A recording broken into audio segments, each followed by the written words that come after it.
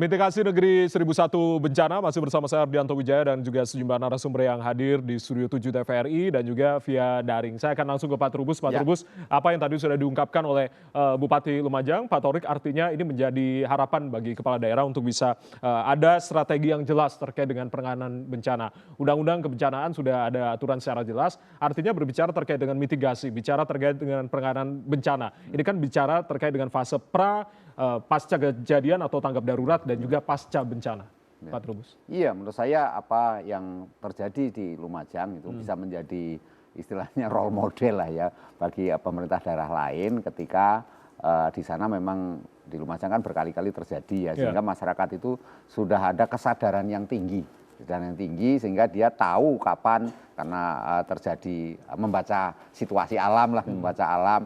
Gejala-gejala alam, fenomena lewat alam, sinyal-sinyal kearifan lokal kearifan lokalnya. Nah, yang kedua memang dari situ masyarakat juga sudah mulai sadar kalau misalnya ini binatang atau nyawa, oh saya milih nyawa, binatangnya saya tinggal misalnya kan, artinya dia harus menyelamatkan diri di mana tempat yang paling aman gitu. Masyarakat sudah tahu karena itu mereka sudah melakukan ya bahasa kerennya sudah belajar berkali-kali gitu ya. Jadi itu yang harusnya memang menjadi edukasi ke masyarakat tempat lain gitu ya. Kalau terjadi bencana ataupun situasi yang ya kondisi darurat misalnya itu baik pra maupun pasca kejadian itu juga harus masyarakat harus tahu gitu. Yang ketiga dalam hal ini memang untuk sampai ke titik masyarakat memahami itu memang ada proses, Mas. Nah, proses inilah yang disebut istilah edukasi publik. Edukasi publik. Nah, edukasi publik ini yang paling sekali menjadi kunci di mana memang kita tujuannya kan memitigasi, artinya mengurangi dampak-dampak risiko, artinya nyawa lah paling tidak nyawa jangan sampai jadi korban. Kalaupun korbannya binatang, rumah rusak ya bisa diganti. Toh sekarang juga pemerintah dengan segala kebijakannya sudah lebih baik lah dari tahun-tahun sebelumnya gitu ya. Nah karena itu sebenarnya yang paling penting edukasi masyarakat ketika terjadi kan itu sudah diketahui oh ini akan gejala-gejala alam seperti ini ya, masyarakat sudah mulai belajar seperti yang terjadi di Lumajang itu. Kemudian kalau pada saat kejadian mereka sudah tanggap bagaimana menyelamatkan diri di tempat mana. Kalau kemarin di Cianjur kan karena mereka ada di di pesantren atau sekolah-sekolah ini gitu ya. Akhirnya anak-anak jadi korban karena di anak-anak paling banyak kan di situ. Nah, ini penanganan yang anak-anak memang menjadi utama termasuk juga lansia mungkin yang menjadi perhatian tadi sudah diungkap semua Pak Fajar juga.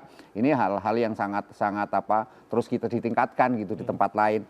Nah, yang paling penting juga adalah bagaimana kemudian ketika ya masyarakat itu sebenarnya survival of the fittest ya, dia ingin tetap hidup tetapi dengan cara yang strateginya misalnya membangun rumah yang bagus tadi Mbak Rono katakan ya rumah yang bagus ya sesuai dengan kondisi alam masyarakatnya itu nggak bisa kemudian kita dengan menggunakan rasionalitas teknologi yang menurut di negara lain bagus belum tentu juga di sini kan apapun ternyata di Jepang yang namanya tsunami itu dengan teknologi apapun tetap aja jebol kok semuanya tetap nggak tertanggulangi gitu artinya di sini sebenarnya bagaimana kesadaran masyarakat juga untuk melihat kecepatan di dalam merespon bencana itu sendiri. Jadi ini memang karena kita negeri yang istilahnya 1000 bencana. Ya, supermarketnya memang, bencana. Karena itu cepatnya informasi juga penting. Karena ini sekarang wacana itu masyarakat itu dengan adanya medsos. Ini kan dampak dari masyarakat era post-truth sekarang ini. Era post-truth itu masyarakat lebih suka informasi yang disampaikan lewat medsos. Jadi di medsos itu kemudian banyak orang membuat berita sengaja dengan catatan untuk ya kemungkinan untuk supaya banyak followernya, kemudian juga pengen eksis di situ, sensasi ya, kemudian juga ada di balik itu juga ada cuan yang bisa dapat dari situ informasi yang dibikin. Nah inilah kemudian situasinya menjadi sering ini kegaduhan secara ini. Jadi di media kegaduhan. Nah ini yang menurut saya memang perlunya juga dinas-dinas terkait, terutama informasi gitu ya, untuk disampaikan secara benar dan di sini banyak sekali informasi yang disampaikan itu misalnya terkait dengan bantuan makanan itu banyak sekali yang disampaikan makanannya nggak higienis lah, makanannya yang nggak sesuai yang dibutuhkan, membuat sakit lah, bikin riang lah, itu kan seringkali diinformasikan padahal kenyataannya enggak gitu loh. Jadi padahal masyarakat itu kok menerima kok apapun yang dibantu, yang namanya dibantu kan menerima, tapi kemudian ada dilabel-labeli misalnya karena ada faktor agama yang berbeda, ada sesuatu yang karena budaya yang berbeda, itu kemudian dibikin gitu loh seolah-olah. Ini yang menurut saya orang membantu apapun yang dibantu ya akan terima dengan senang hati, apalagi situasinya situasi bencana. Saya yakin berarti. itu deh, manusiawi itu ya. Tapi kalau sekarang kemudian diberitakan sesuatu ada yang menolak, ada yang resistensi, nah itulah media, Mas. Nah, ini peran media jangan hanya memediakan sesuatu yang negatif-negatif, yang positif-positif juga banyak sebenarnya. Tetapi ya itulah apa dunia sekarang namanya era post-truth, Mas. Segala sesuatu memang diketahui dengan cara-cara yang disebut dunia medsos gitu. Sinergitas antar kita semua, tidak hanya pemerintah, tidak hanya swasta, stakeholder lain, termasuk juga media untuk bisa mencerdaskan publik begitu. Mbak Rono ada tanggapan terkait dengan upaya mitigasi yang kesadaran dari diri kita sendiri sebetulnya? Sebetulnya gini, mitigasi bencana itu subjeknya apa sih? Subjeknya kan masyarakat yang ada di daerah bencana, bukan kita ini. Kita kan hanya kerjasama pentahelik antara pemerintah, masyarakat, ahli, media, dan kemudian para politisi yang pengambil kebijakan gitu ya. Ini semua itu bencana harus tangani bersama, tidak hanya pemerintah saja atau BNPB saja dan sebagainya. Yang perlu adalah pendidikan kepada masyarakat, itu paling penting sekali. Sebagai contoh ini yang sederhana. Ini masyarakat di Cianjur kan ada relokasi. Bukan berarti di situ aman, tidak ada gempa dan sebagainya. Bukan berarti ada potensi lagi sesar baru pokoknya lagi begitu? Bahwa di situ ada gempa, iya. Kita nggak akan, gempa itu tidak membunuh, letusan gunung api tidak pernah membunuh. Yang membunuh itu adalah infrastruktur sampean. Atau enggak salah letak, ya kan? Misalnya mereka ada di Curah Kobokan, karena apa? Di situ saya bisa ngambil pasir nomor 1, sebelah saya tantanya subur, dia nggak mau pindah di situ. Padahal itu miliknya miliknya awan panas guguran. Kalau dia mau lewat situ kan, ya kena kita. Terus tuh alam sudah mulai tidak ramah dengan kita. Yang tidak ramah siapa? Kan gitu. Kita hanya tamu, Anda datang ke situ, yang punya rumah lagi bersih-bersih, Anda kena itu kan ya salah Anda sendiri. Meskipun tadi potensinya luar biasa dari pasirnya, dari ini selalu ya. Jadi Indonesia seperti uang logam yang punya sisi yang berbeda. Satu, kita banyak gempa, banyak letusan gunung api. Coba bayangkan Sumatera nggak ada gunung api. Itu karang semua, sama dengan Jawa. Dengan adanya gunung api maka daerahnya subur. Kemudian begitu meletus, alam sudah mulai tidak ramah kepada kita. Yang tidak ramah itu siapa? Itu. Jadi kita hanya tamu. Kita harus menyesuaikan diri kepada tuan rumah. Tuan rumah kita adalah alam. Itu saja. Tuan rumah kita adalah alam. Bagaimana cara kita untuk bisa menyesuaikan dan juga menghormati alam. Baik, saya akan ke Pak Fajar. Pak Fajar, artinya kalau berbicara mitigasi, BNPB ini sudah berperan jauh begitu terkait dengan desa tanggap darurat dan juga upaya-upaya lain, termasuk tadi kurikulum kebencanaan yang saat ini juga sudah masuk di sekolah-sekolah yang menjadi upaya mitigasi secara dini begitu, Pak Fajar. Artinya upaya apa yang memang harus kita tekankan bersama untuk sama-sama melek bahwasanya mitigasi bencana ini sangat penting di negeri supermarket bencana atau 1001 bencana seperti Indonesia ini. Baik Mas, benar adanya yang disampaikan Mbak Rono tadi benar. Intinya mitigasi itu adalah sesuatu yang harus kita pikul bersama. Namun demikian BNPB sesuai dengan rambu yang ada telah melakukan baik secara struktural maupun non struktural. Apa sih yang struktural yang bisa dilakukan? Yaitu pembangunan apapun yang bersifat pembangunan fisik, gedung dan fasilitas lain harus menggunakan standar bangunan yang tahan gempa.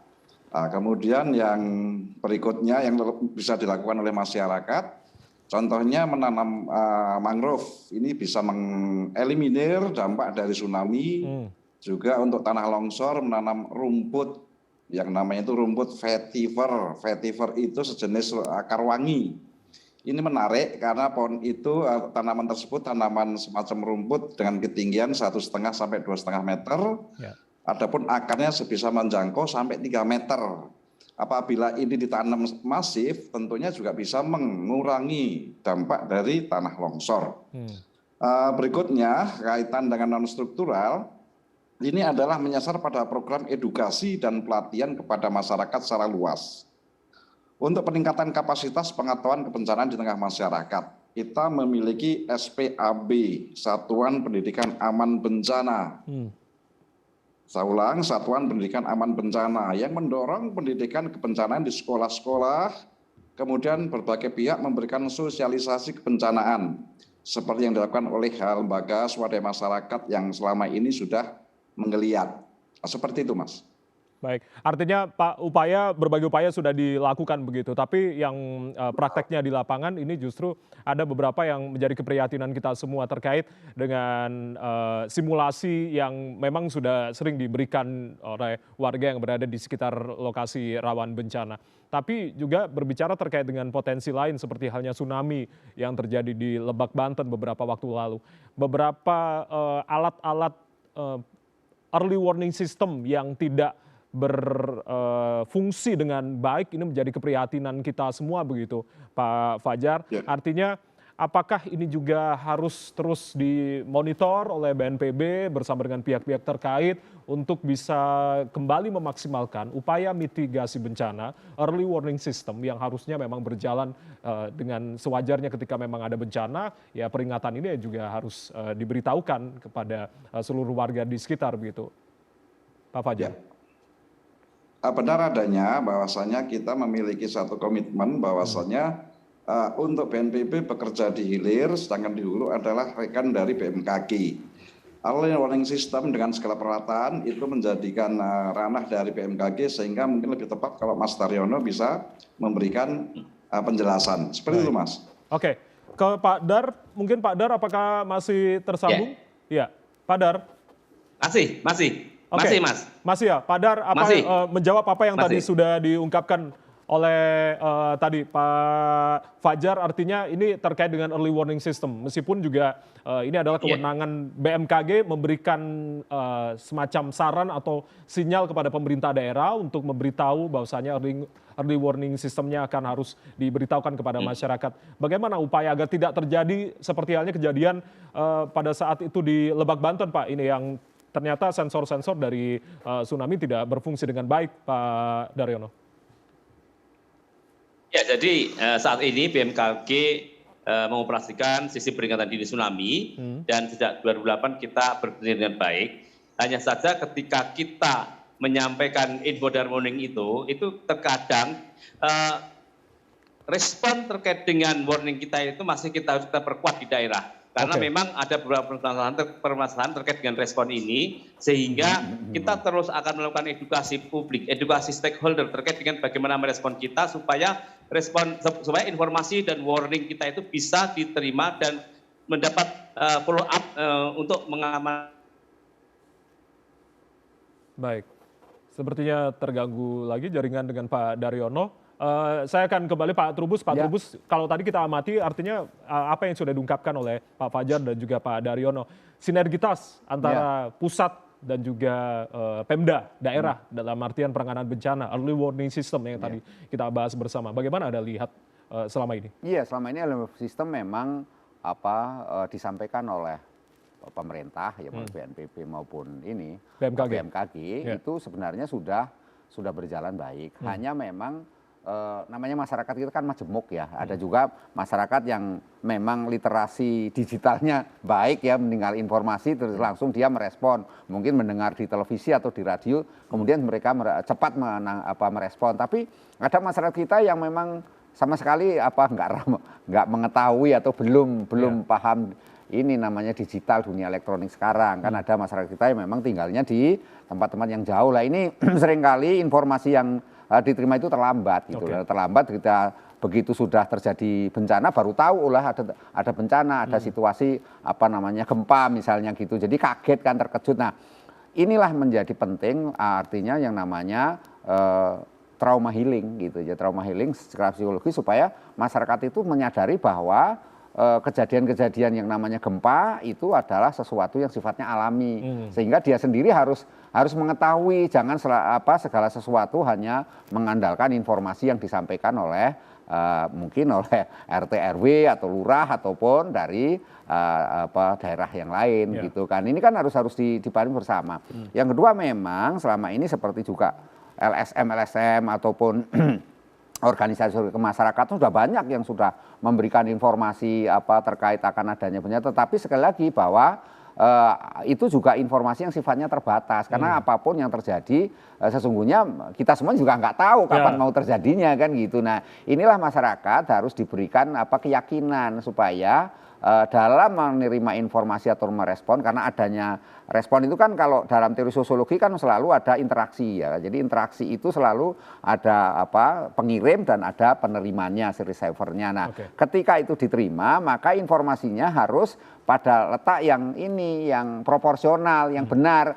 Karena itu kadang-kadang kepanikan itu muncul karena informasinya sering tidak akurat. Nah, itu seringkali ini yang menjadi problem di masyarakat kita. Nah, karena memang tingkat literasi pengetahuan masyarakat kita yang beragam, sifat majemuk masyarakat kita ini seringkali memang butuh kesabaran, kesabaran dari pengambil kebijakan. Karena itu sinergitas antar lembaga yang menangani terkait langsung dengan bencana dan juga dalam ini stakeholder juga yang lainnya itu juga harus betul-betul sinergisnya itu ya optimal gitu ya. Karena apa? Karena kalau misalnya salah satu pihak itu merasa mungkin kurang mendapatkan perhatian. Nah, itu muncul kemudian rasa termarginalisasi. Nah, seperti di Cianjur kan dulu awal-awal kan merasa kenapa kok bantuannya di kami belum datang lah, karena bantuan itu kan bertahap, nggak mungkin tiba-tiba bantuan langsung ada. Nah, ini kan memahami masyarakat untuk sabar menerima. Kan kadang kan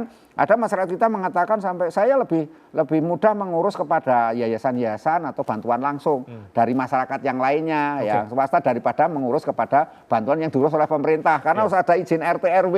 Lah dalam situasi darurat RT RW bagaimana mau izin segala. Ini tadi nah, birokrasi ini kan tapi kan sebenarnya bukan maksudnya itu karena justru kalau misalnya tersebar secara tidak terkonsentrasi dengan baik atau tersentralisasi, ini kontrolnya jadi susah. Kualitas bantuan ini apakah sesuai dengan yang dibutuhkan oleh masyarakat? Itu yang Anda harapkan terkait dengan sentralisasi dari satu pintu bantuan itu tadi. Iya, itu yang penting di situ. Kita masih akan bahas, usai jeda kami akan kembali masih bersama dengan Pak Trubus, Mbak Rono, Pak Daryono dari BMKG, dan juga Pak Majen TNI Fajar dari BNPB. Usai jeda kami akan kembali.